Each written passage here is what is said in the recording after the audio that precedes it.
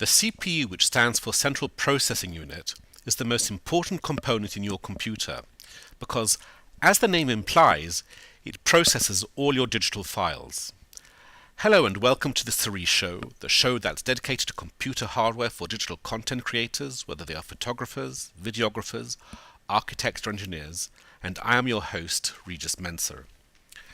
Since the very character of your computer is defined by the CPU, getting the right CPU is really crucial to achieving the speed you want in your computer.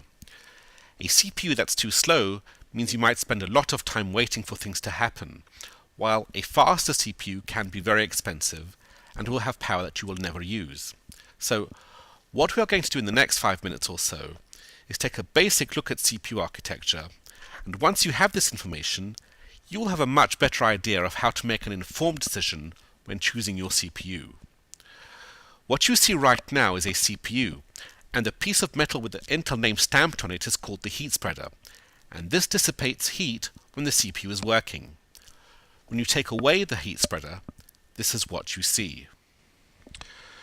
Almost all CPUs today have multiple processors or cores. This means you may have 2, 4, or even 6 processors on one piece of silicon. In this particular example, you can see 6 cores. 1, 2, 3, 4, 5, 6. And this is where the processor does its processing.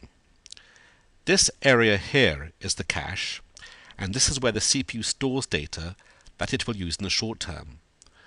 The memory controller here controls data flow to and from your RAM or memory, and the uncore section here controls everything to do with the CPU that does not involve processing.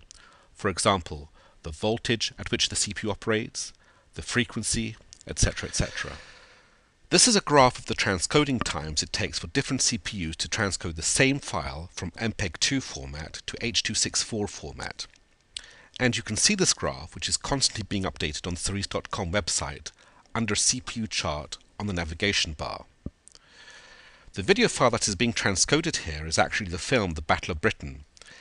And I've chosen this film because the prospect of all those Nazis being transcoded from one file format to another gives me a certain amount of pleasure which I can't quite understand. Anyway, transcoding or rendering is pretty much the same process.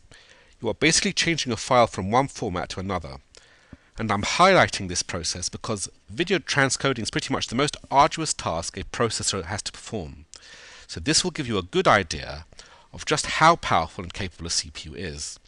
Now, if two CPUs are completely identical except for the speed at which they operate, then the faster the CPU, the faster the transcoding time.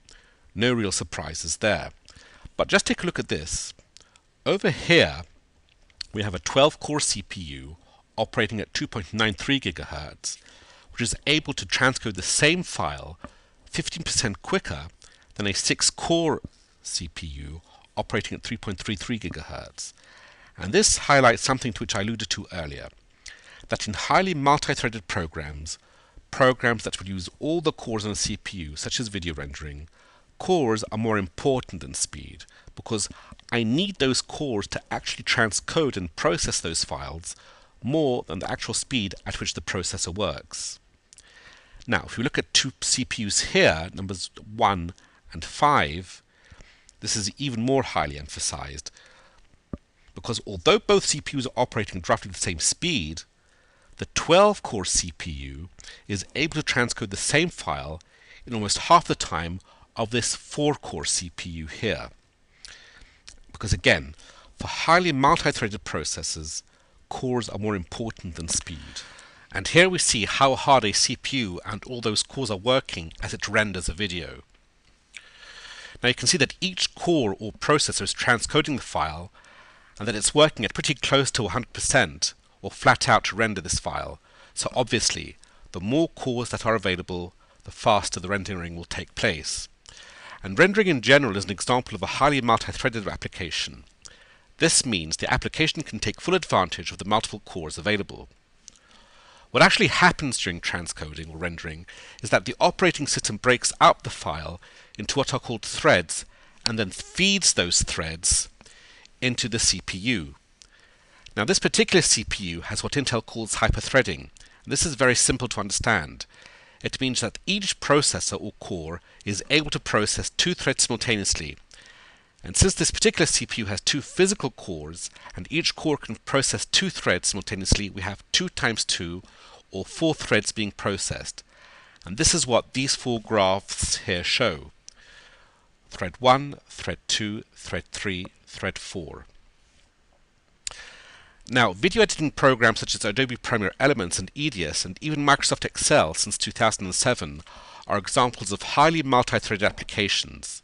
The more cores that are available, the faster the application will transcode or render.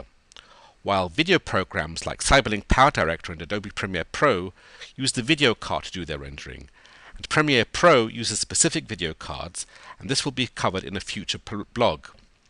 For these programs, I might choose a 4 or 6 core CPU, since all the rendering is done by the video card. Photoshop is not highly multi-threaded, so I would choose a faster CPU with less cores over a slower CPU with more cores.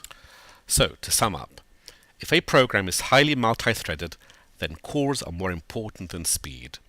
If it is not highly multi-threaded, then speed is more important than cores, and you should choose a CPU with 4 cores and a higher speed, as opposed to a 6, 8 or 12 core CPU with a lower speed. Okay, that's pretty much it for CPUs, and here is my question to you. Do you remember the first time you switched over from a single core to a multiple core CPU, and what was the difference in performance when you made that switch? I'd love to read your answers on my Facebook or blog page. Take care, bye-bye.